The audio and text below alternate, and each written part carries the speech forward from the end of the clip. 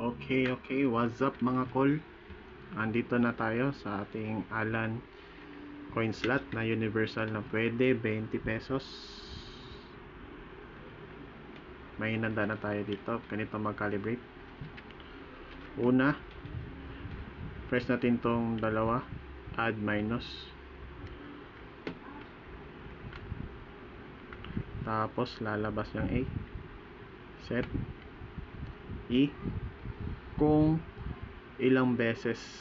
So sa akin 4 lang, bagong piso, lumang piso, pati mga 5, 5 na luma at G's hanggang 20. Tapos add 4. Yan, para yung LED light nya 4 din. Tapos add ulit, set H1 is yung piso. So ito H1, H2, H3, H4. So add tayo kung ilang beses siya dapat maghulog pag magkakalibrate na.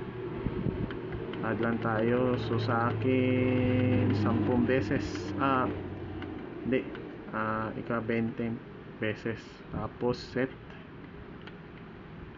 Yung P1 naman is kung magkano. So piso, lagay natin yung piso dito tayo sa minus para may lagay natin yung piso, para ito dito piso. Tapos set F1 yung tolerance, gawin natin 16 para mas maganda. Tapos set matic na siya pupunta sa H2. Yung tatlo lang, ulitin mo lang ulit. Add dito is 10 beses, ika 20 beses. Set value natin is 5 pesos. Set tolerance is 16.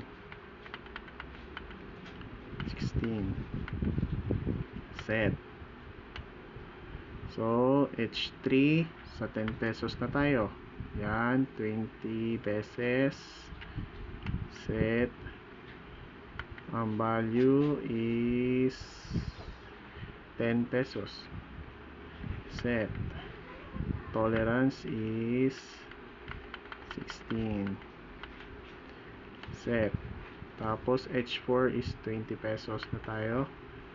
Yan, set natin yung 20 beses.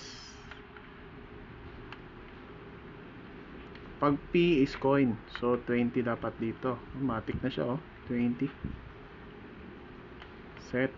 Tapos F3 yung tolerance 16. Set. Yan, nagsiset na siya. So sa next video na naman yung magka-calibrate na tayo kasi masyado na mahaba. Ito lang, may hinanda na akong piso dito. Sige.